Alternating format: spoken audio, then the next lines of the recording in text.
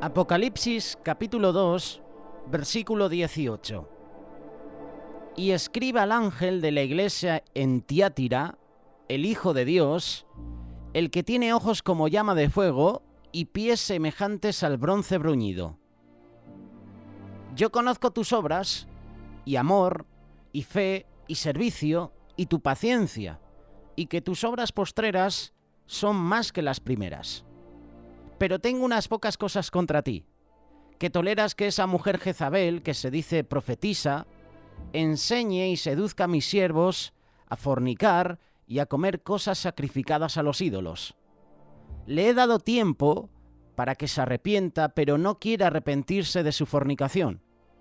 He aquí, yo la arrojo en cama y en gran tribulación a los que con ella adulteran, si no se arrepienten de las obras de ella. Versículo 23. Y a sus hijos heriré de muerte, y todas las iglesias sabrán que yo soy el que escudriña la mente y el corazón, y os daré a cada uno según vuestras obras. Pero a vosotros y a los demás que estáis en Tiatira, a cuantos no tienen esa doctrina y no han conocido lo que ellos llaman las profundidades de Satanás, yo os digo, al que venciere y guardare mis obras, yo le daré autoridad sobre las naciones.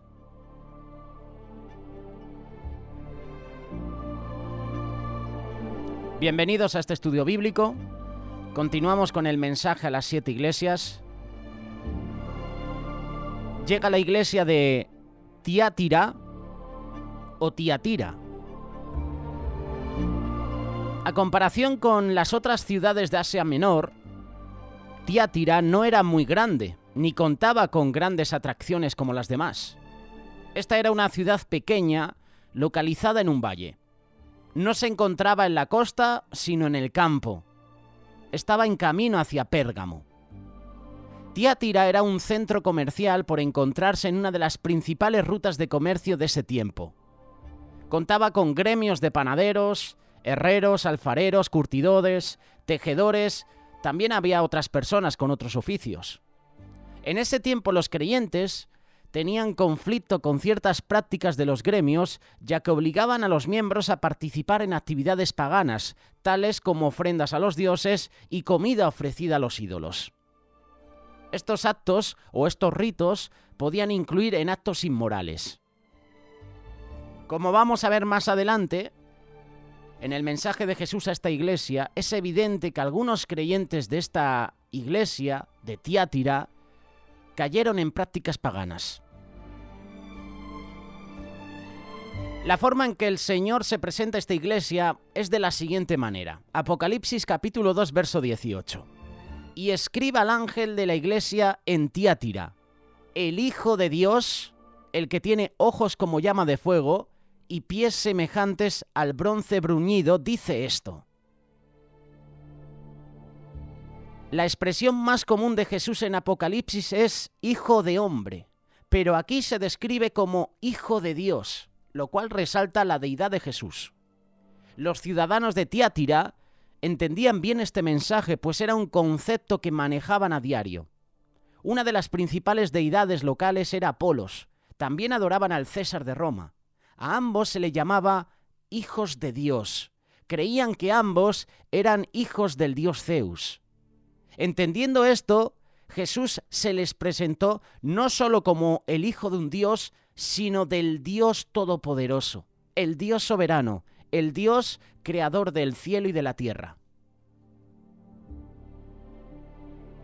Luego menciona ojos como llama de fuego. Lo que antes se consideraba como una llama de fuego, hoy podríamos llamarlo como un láser. La luz del láser penetra con facilidad a través de cualquier superficie. Los ojos del Señor no solo ven lo que están en la superficie, sino que penetran hasta lo más profundo del alma. Él no solo ve nuestros actos, sino conoce también las intenciones del corazón. Y esta expresión nos habla del poder penetrante de la vista del Señor. Apocalipsis capítulo 2, verso 23. Y todas las iglesias sabrán que yo soy el que escudriña las mentes y los corazones, y os daré a cada uno según vuestras obras.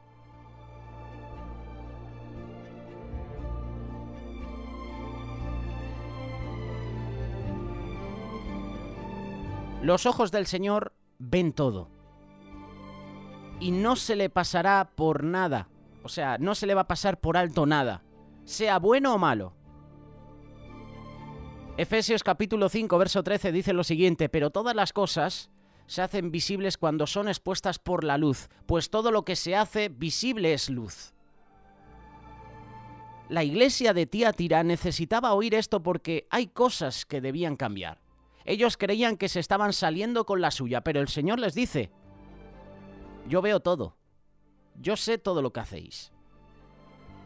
Hebreos capítulo 4, verso 13 dice: y no hay cosa creada oculta a su vista, sino que todas las cosas están al descubierto y desnudas ante los ojos de aquel a quien tenemos que dar cuenta. Dios nos da la oportunidad de arrepentirnos, pero si no lo hacemos, tendremos que dar cuentas de nuestras acciones. Si la corrección del Señor tarda, no es porque se le pase por alto, sino porque nos está dando tiempo para arrepentirnos. En su segunda venida, Jesús vendrá a hacer justicia. Traerá juicio, es decir, traerá recompensa al que ha hecho el bien y castigo al que no se ha arrepentido. Las iglesias necesitan escuchar este mensaje, ya que el juicio comenzará por la casa de Dios. Esto lo dice la primera carta de Pedro, capítulo 4, verso 17. Y luego vendrá el juicio a las naciones. Siguiendo con este versículo, menciona los pies semejantes al bronce bruñido. Qué descripción, ¿eh? ¿Te imaginas el bronce bruñido? Pies semejantes al bronce bruñido. ¿Qué es esto? Pies semejantes al bronce bruñido. El bronce bruñido es aquel que ha sido pulido de tal forma que queda brillante. ¿Tú has visto bronce brillante? Yo sí. Y lo catalogamos como oro, plata y bronce, ¿verdad? Pero el bronce es lustroso, es brillante cuando está pulido, cuando está bien tratado. La forma de pulirlo y purificarlo es sometiéndolo a altísimas temperaturas, como el oro, como la plata. Apocalipsis capítulo 1, verso 15 dice: sus pies semejantes al bronce bruñido cuando se le ha hecho refulgir en el horno. Esto lo dice el capítulo anterior, Apocalipsis capítulo 1, verso 15. En la Biblia el bronce representa juicio. La imagen de Jesús con los pies de bronce representa que el Señor traerá el fuego del juicio, quemando lo malo y sacando el brillo a lo bueno y valioso. Y esta es una imagen muy diferente a la que muchos tienen de Jesús, quien en su primera venida se presentó como el Mesías sufriente, el Cordero de Dios que vino humildemente a dar su vida por nosotros. Pero es que lo curioso que en su segunda venida llegará como el Mesías, como el Rey, quien derrotará a sus enemigos y someterá a toda la tierra bajo su autoridad. Traerá juicio. El profeta Daniel también recibió la revelación del Señor de una forma similar a la de Juan. Daniel capítulo 10, verso 6. Su cuerpo era como de berilo, su rostro tenía la apariencia de un relámpago. Sus ojos eran como antorchas de fuego, sus brazos y pies como el brillo del bronce bruñido, y el sonido de sus palabras como el estruendo de una multitud. Esa es la descripción que estaba haciendo el profeta Daniel. El mensaje a la iglesia de Tiatira, si tú analizas el mensaje a las 7 iglesias, es el más largo de todas. Y curiosamente, es el mensaje más largo, pero era la iglesia más pequeña. En su mensaje a esta iglesia, Jesús comienza afirmando lo positivo que tienen. Yo conozco tus obras, y amor, y fe, y servicio, tu paciencia, y que tus obras postreras son más que las primeras. Apocalipsis capítulo 2, verso 19. Jesús comienza afirmando lo positivo, pero llega un momento en que hay que sacar a la luz lo negativo. Los errores, las debilidades, los pecados. Lo primero por lo que el Señor felicitó a la iglesia en Tiatira es por su amor. En griego, ágape. De todas las virtudes espirituales, ellos escogieron la mayor, como dice Pablo, en la primera carta de Corintios capítulo 13, verso 13. Y ahora permanecen la fe, la esperanza y el amor. Estos tres. Pero el mayor de todos, el mayor de ellos, es el amor.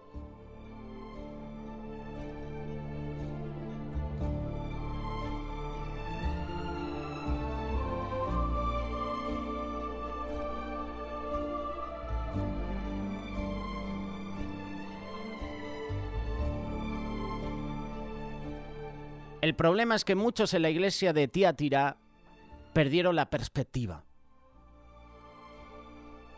Perdieron la perspectiva del amor y cayeron en la tolerancia. Mucha gente confundió el amor con la tolerancia. Y debemos amar al pecador, pero no el pecado. Hoy en día hay iglesias que aman al pecador, pero es que además permiten el pecado que entre en la iglesia.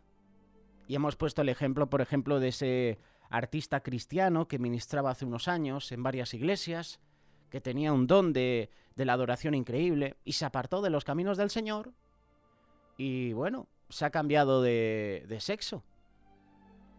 Y ahora hay iglesias que le están invitando a cantar, a ministrar en el tiempo de alabanza y adoración.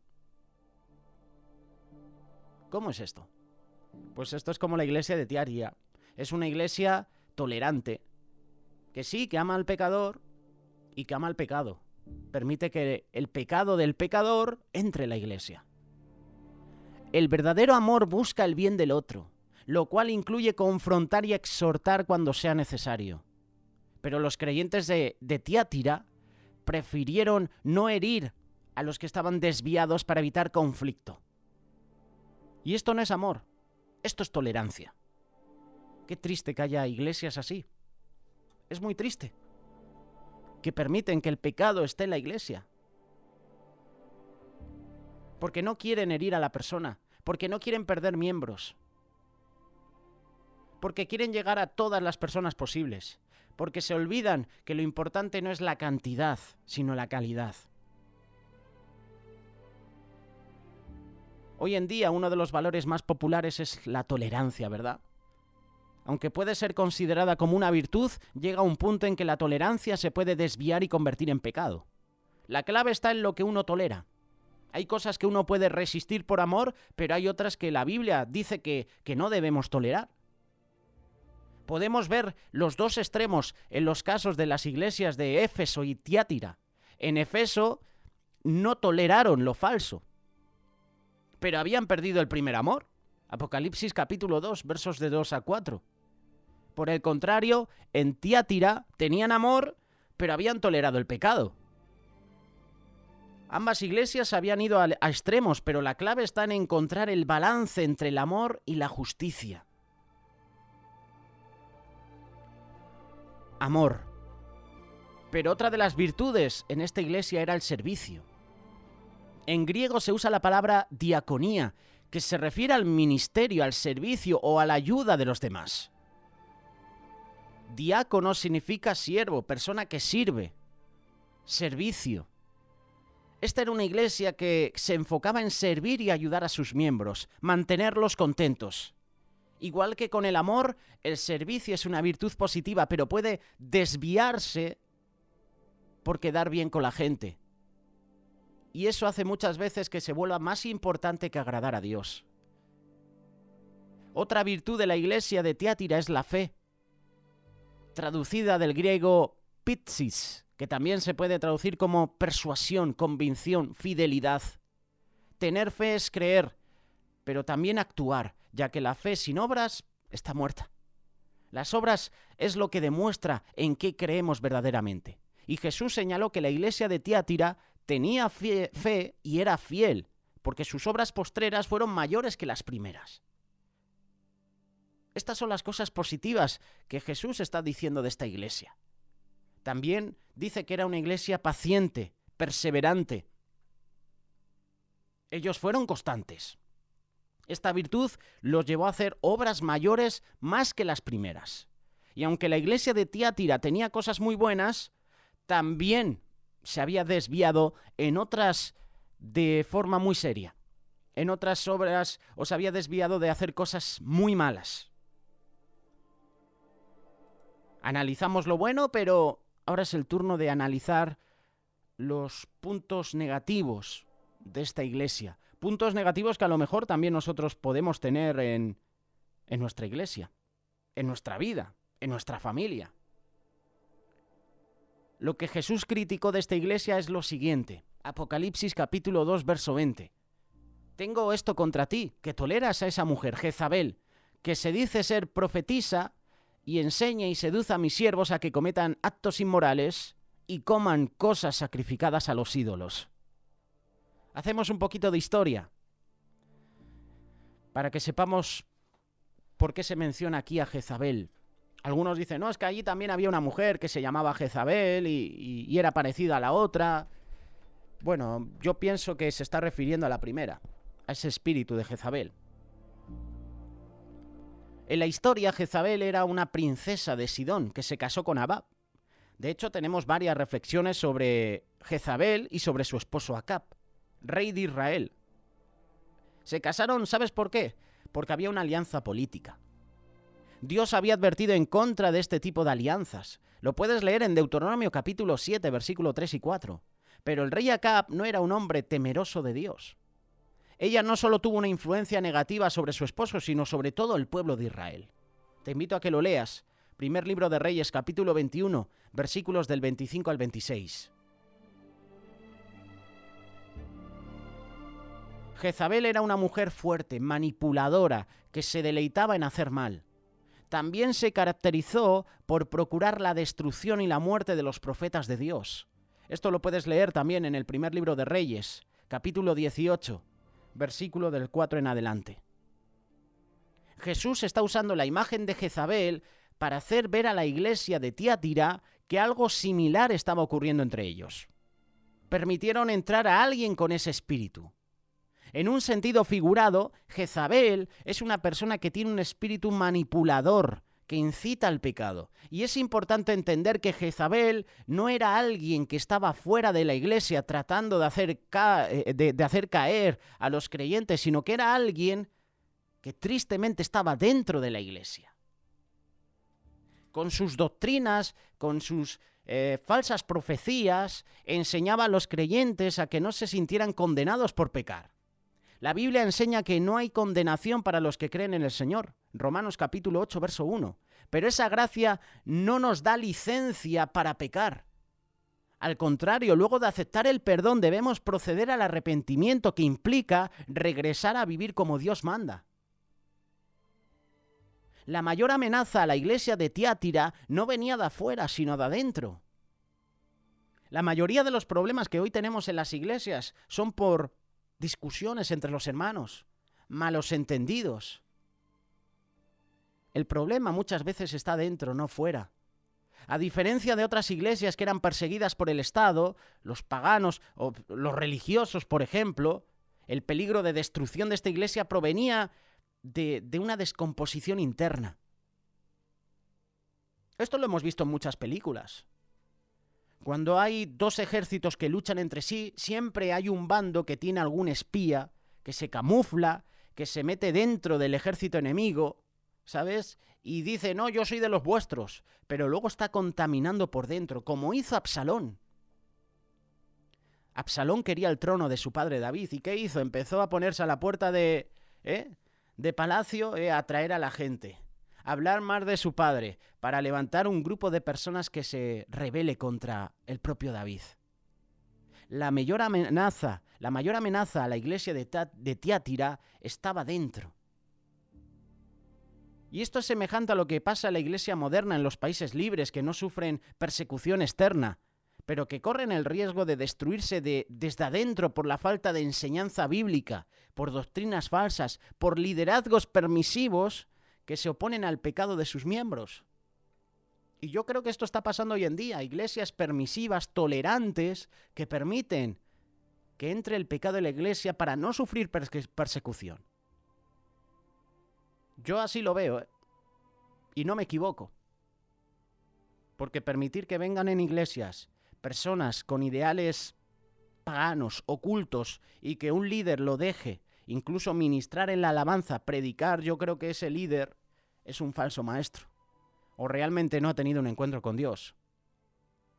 ¿Cómo hacemos para no sufrir persecución? Permitir que venga todo tipo de clase de personas a la iglesia. Nosotros amamos al pecador, pero debemos aborrecer el pecado. Yo no puedo permitir en mi iglesia que una persona con una desviación sexual venga a ministrar, a compartir la palabra. Yo no puedo hacer eso. Te amo a ti como pecador. Y mi anhelo, mi función es que tú te vuelvas al Señor, cambies tu manera de vivir, tu manera de pensar, te arrepientas de ese pecado. Te amo a ti como pecador, pero lo siento, yo aborrezco el pecado. Y hay iglesias que están haciendo las dos cosas, amar al pecador y permitir que entre el pecado en la iglesia. Y eso estaba pasando en esta iglesia. Por dentro se estaba destruyendo. Este peligro fue el que Pablo señaló también de la iglesia de Corinto. Habían permitido que el pecado se infiltrara en la iglesia y no habían hecho nada al respecto. Esto está en la primera carta de Corintios, capítulo 5, versículos del 1 al 12. Te dejo una pausa para que puedas buscarlo.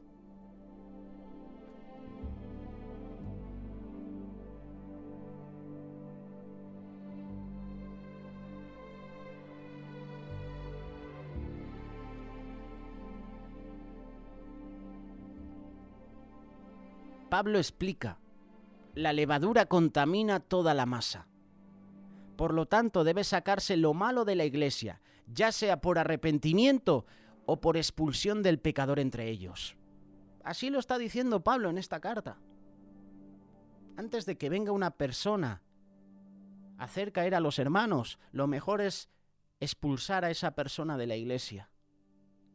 Jesús señala que el pecado de Tiatira fue haber tolerado a Jezabel, y el pecado que ella promovía era un pecado que hacía caer a los hermanos. Si uno toma el camino de la complacencia y la tolerancia, el camino es resbaladizo. El camino nos va a llevar al pecado, tal como le pasó a esta iglesia. Y esta es una de las advertencias que Jesús da a las iglesias de los últimos tiempos. Pero también hay un final para esta mujer, para Jezabel. En tiempos de los reyes, el final de Jezabel fue terrible, ya que murió sin ser sepultada y los perros comieron sus restos. Jesús advierte a Tiatira que el final de los que sigan la doctrina de Jezabel será también terrible.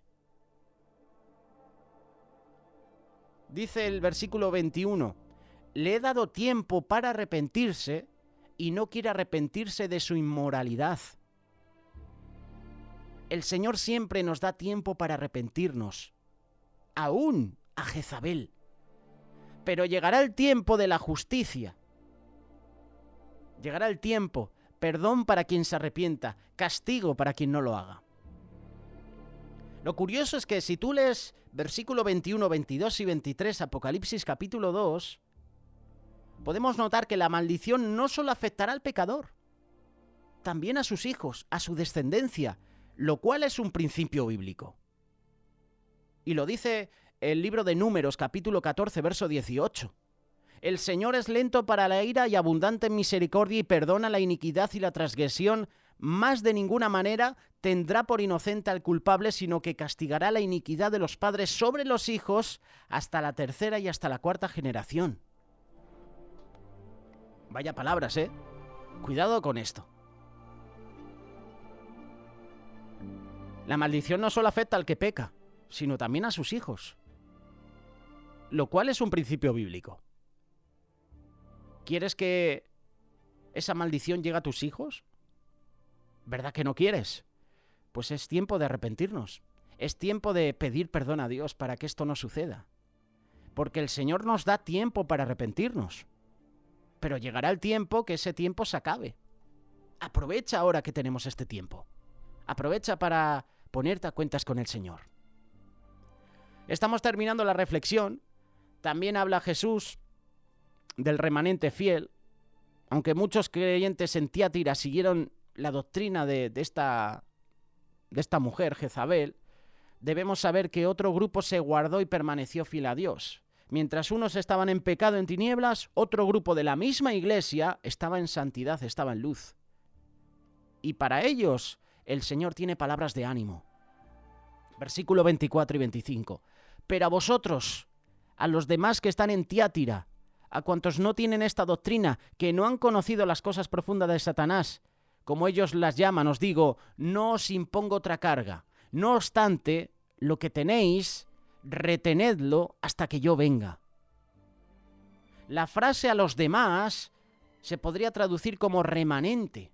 Y el Señor dice que este remanente no ha conocido las cosas profundas de Satanás. Hay comentaristas que creen que esto se refiere a doctrinas que justifican el pecado, es decir, el mal disfrazado de bien. Jezabel justificaba el pecado, y no hay mayor engaño que creerse justo cuando uno no lo es. Había un remanente fiel, y me gusta esto. Imagínate una congregación y dos grupos, los que hacen mal y los que hacen bien. Increíble. Vaya iglesia.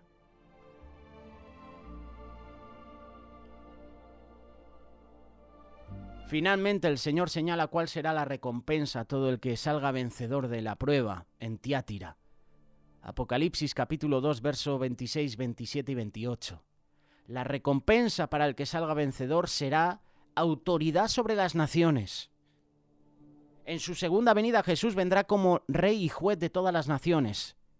A quien se oponga lo destruirá.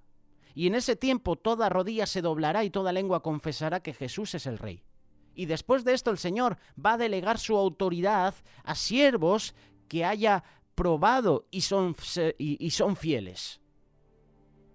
En verdad os digo que vosotros, que me habéis seguido, en la regeneración, cuando el Hijo del Hombre se sienta en el trono de su gloria, os sentaréis también sobre 12 tronos para juzgar a las 12 tribus de Israel. Mateo capítulo 19, verso 28.